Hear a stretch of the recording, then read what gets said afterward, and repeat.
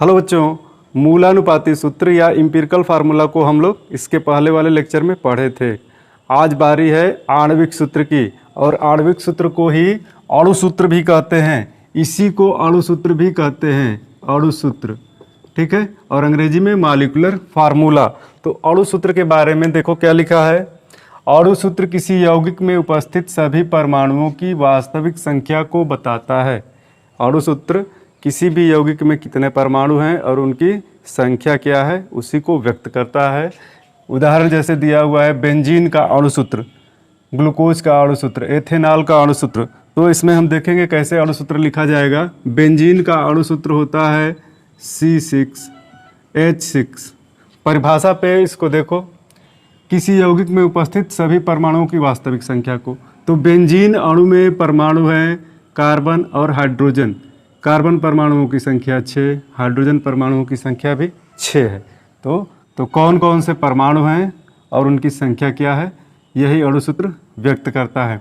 इसी तरह ग्लूकोज का अणु सूत्र है C6H12O6। ग्लूकोज में कौन कौन से परमाणु हैं, कार्बन, हाइड्रोजन और ऑक्सीजन। कार्बन परमाणुओं की संख्या 6, हाइड्रोजन परमाणुओं की संख्या 12 और ऑक्सीजन परमाणुओं की संख्या 6 है।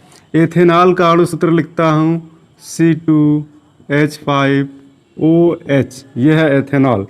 इसमें क्या है, कार्बन परमाणुओं की संख्या 2, हाइड्रोजन परमाणुओं की संख्या यहाँ 5, यहाँ 1, 6 और ये ऑक्सीजन परमाणुओं की संख्या 1। और इसको वास्तव में लिखा जाना चाहिए था C2H6O, ठीक है। तो ये एथेनॉल का अणु सूत्र हो जाएगा। लेकिन एथेनॉल को हम इस तरह से पहचानते हैं, इसमें OH क्रियात्मक समूह लगा होता है, तो हम इसको ऐसे लिखते हैं C2H5OH के रूप में। बेंजीन हेक्साक्लोराइड एक महत्वपूर्ण कीटनाशक है और इसका सूत्र है C6H6Cl6। इसमें कौन कौन से परमाणु हैं, कार्बन है, हाइड्रोजन है और क्लोरीन है। कार्बन परमाणुओं की संख्या 6, हाइड्रोजन परमाणुओं की संख्या 6 और क्लोरीन परमाणुओं की संख्या भी 6 है। नीचे एक तालिका ली गई है और इस तालिका में यौगिक, अणु सूत्र और उसके मूलानुपाती सूत्र हैं। तो हम यौगिकों में देखेंगे बेंजीन, ग्लूकोज, एथेन, BHC लिया हुआ है। सबके लिए अणु सूत्र क्या होगा और मूलानुपाती सूत्र क्या होगा, यहाँ दर्शा रहे हैं। बेंजीन है, बेंजीन के लिए अणु सूत्र है C6H6। ग्लूकोज के लिए अणु सूत्र है C6H12O6। एथेन के लिए अणु सूत्र है C2H6 और BHC बेंजीन हेक्साक्लोराइड के लिए अणु सूत्र है C6H6Cl6। अब हम इन सब का मूलानुपाती सूत्र लिखेंगे। मूलानुपाती सूत्र क्या बताता है कि परमाणुओं में सरल अनुपात क्या है। किसी भी यौगिक में जो भी परमाणु उपस्थित हैं उनके मध्य सरल अनुपात क्या है। तो सरल अनुपात हमको यहाँ किसमें किसमें देखने को मिलेगा, कार्बन और हाइड्रोजन में। और सरल अनुपात करने के लिए क्या करना होगा, इन संख्याओं को देखो, इनमें जो सबसे छोटी होगी, यहाँ तो दोनों बराबर हैं, जो सबसे छोटी होगी उसी से भाग करते जाएंगे, सरल अनुपात मिल जाएगा हमको। और सरल अनुपात हमेशा पूर्णांक में होता है, याद रखना, ठीक है।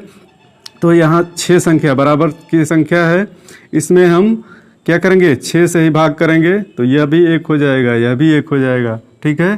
तो C1H1, चूँकि 1 को हम दर्शाते नहीं तो मूलानुपाती सूत्र क्या हो जाएगा, CH, ठीक है। इसी तरह ग्लूकोज के लिए मूलानुपाती सूत्र लिखेंगे। यहाँ देखो, कार्बन परमाणु की संख्या 6, हाइड्रोजन परमाणु की संख्या 12 और ऑक्सीजन परमाणु की संख्या 6। किससे हमको भाग कराना होगा, छोटी संख्या 6 है, 6 से भाग कराएंगे, यह 1 हो जाएगा, यह 2 हो जाएगा और यह भी 1 हो जाएगा, ठीक है। तो क्या लिखेंगे, C1H2O1। अब 1 को हम लिखेंगे नहीं तो इसका मूलानुपाती सूत्र क्या होगा, CH2O। ग्लूकोज का मूलानुपाती सूत्र होता है CH2O। इसी तरह यहाँ देखो, एथेन में हम क्या करेंगे, छोटी संख्या 2 है, 2 से भाग कराओ तो इसका मूलानुपाती सूत्र आ जाएगा CH3, ठीक है। इसी तरह BHC का मूलानुपाती सूत्र भाग करोगे 6 से तो हो जाएगा CHCl, तो अब मूलानुपाती सूत्र और अणु सूत्र में अंतर भी स्पष्ट हो गया होगा। पिछले लेक्चर में हम लोगों ने एक न्यूमेरिकल किया था जिसमें मूलानुपाती सूत्र ज्ञात किए थे, किससे? यौगिक में परमाणुओं की प्रतिशतता दी हुई थी। आज फिर हम एक न्यूमेरिकल करेंगे, उसमें भी परमाणुओं की प्रतिशतता दी होगी और उससे हम यौगिक का मूलानुपाती सूत्र और अणु सूत्र दोनों ज्ञात करेंगे। ठीक है, तो प्रश्न हमारे लिए इस प्रकार है। प्रश्न है, एक कार्बनिक यौगिक में 40% कार्बन, 6.67% हाइड्रोजन तथा शेष ऑक्सीजन है। यौगिक का वाष्प घनत्व 90 है। इसका मूलानुपाती सूत्र ज्ञात करो। इसमें वाष्प घनत्व दिया है, ये याद रखना, और इसको हम लोग अब सॉल्व करते हैं। कार्बन है, हाइड्रोजन है, शेष ऑक्सीजन है। पहले हम लोग ऑक्सीजन की मात्रा ज्ञात करेंगे। चलो इसका उत्तर निकालो। कार्बन कितना है और हाइड्रोजन कितना है, दोनों को जोड़ लेते हैं। 40% कार्बन और 6.67% हाइड्रोजन है। दोनों का योग किया तो हो गया 46.67%। इसलिए ऑक्सीजन की प्रतिशत मात्रा क्या करेंगे, याद करो। ऑक्सीजन निकालने के लिए क्या किया गया था? 100 में से इस मात्रा को घटा दिए थे। 100 ऋण 46.67 बराबर हो जाएगा 3.335। 53.33%। ये है ऑक्सीजन की मात्रा। अब हम लोगों ने पिछले प्रश्न में जो न्यूमेरिकल किया था उसमें एक टेबल बनाया था, वही टेबल फिर से बना रहा हूँ। टेबल में क्या था? तत्व, उसकी प्रतिशतता। अगला कॉलम क्या था? परमाणु भार। इसके अगला कॉलम प्रतिशतता बटे परमाणु भार। और इसके अगला कॉलम था परमाणुओं में अनुपात। और लास्ट कॉलम था परमाणुओं में सरल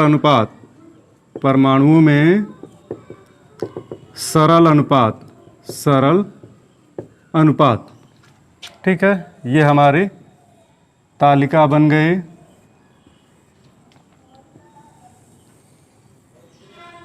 अब क्या करना है? तत्वों को देखना है क्या क्या है। कार्बन है, हाइड्रोजन है और ऑक्सीजन। तीनों की प्रतिशतता निकल चुकी है। कार्बन की प्रतिशतता है 40%। हाइड्रोजन की प्रतिशतता है 6.67%। और ऑक्सीजन की प्रतिशतता 53.33%। कार्बन का परमाणु भार लिखेंगे 12, हाइड्रोजन का परमाणु भार 1, ऑक्सीजन का परमाणु भार 16 होता है। अब प्रतिशतता बटे परमाणु भार करना है, तो यहाँ 40/12 किए, यहाँ क्या किए 6.67 बटे इसका परमाणु भार 1 है, यहाँ 53.33 बटे इसका परमाणु भार 16 है।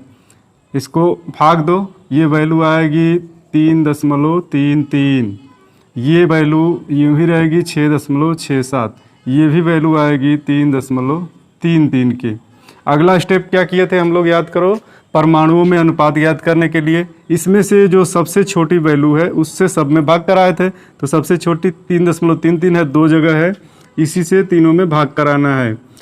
3.33 भागा 3.33, यहाँ 6.67 भागा 3.33 और यहाँ पे 3.33 भागा 3.33। ये देखो 1 है, ये लगभग 2 के आएगा, ये भी 1 है। इसमें पॉइंट की वैल्यू कोई मायने नहीं रखती है, दशमलव के बाद की का कोई भी अंक मायने नहीं रखता है। अब क्या करेंगे, परमाणु में सरल अनुपात हमको 1, 2 और 1 ये प्राप्त हो गया है, और इससे हम मूलानुपाती सूत्र लिख दे रहे हैं। अब मूलानुपाती, इसलिए मूलानुपाती सूत्र बराबर कार्बन के साथ क्या लगाएंगे 1, हाइड्रोजन के साथ 2 और ऑक्सीजन के साथ 1, C1H2O1। अब चूंकि 1 हम नहीं लिखते हैं, ठीक ना, तो CH2O मूलानुपाती सूत्र क्या हो गया CH2O है। अब हमको अणु सूत्र भी निकालना है। पिछले क्वेश्चन में हम लोग तो मूलानुपाती सूत्र निकाल चुके हैं, उसके लिए एक नया क्वेश्चन भी हो गया और अब इससे हम अणु सूत्र निकाल रहे हैं। तो अणु सूत्र निकालने से पहले हमको क्या करना होगा, मूलानुपाती सूत्र भार को ज्ञात करना होगा और मूलानुपाती सूत्र भार से इसके अणु भार में जो वाष्प घनत्व दिया है इससे हम अणु भार निकालेंगे और इसके अणु भार में मूलानुपाती सूत्र भार से भाग करा के n निकालना होगा। n एक संख्या है और उसी संख्या से मूलानुपाती सूत्र में गुणा कराएंगे। देखो स्टेप्स को, मूलानुपाती सूत्र भार बराबर क्या होगा, कार्बन की जगह 12 लिखो, हाइड्रोजन की जगह 2 परमाणु है 2 और ऑक्सीजन की जगह 16। तो मूलानुपाती सूत्र भार कितना निकल के आ रहा है, 12 है 16 है 2 है, 6 2 8 2 10 और 3। मूलानुपाती सूत्र भार हो गया है 30। अब हमको निकालना है अणु भार या आणविक द्रव्यमान को निकालना है। तो अणु सूत्र भार भी इसको कहेंगे, अणु सूत्र भार या फिर अणु भार भी कहेंगे। अणु भार बराबर होता है 2 गुणे वाष्प घनत्व। वाष्प घनत्व ये सूत्र है, इसको याद रखना। तो अणु भार कैसे निकल के आ जाएगा, यहाँ देखो अणु भार बराबर 2 गुणे वाष्प घनत्व दिया है 90, अणु भार 180 निकल के आ गया। अब हमको निकालना है n, इधर निकाल रहा हूँ, n बराबर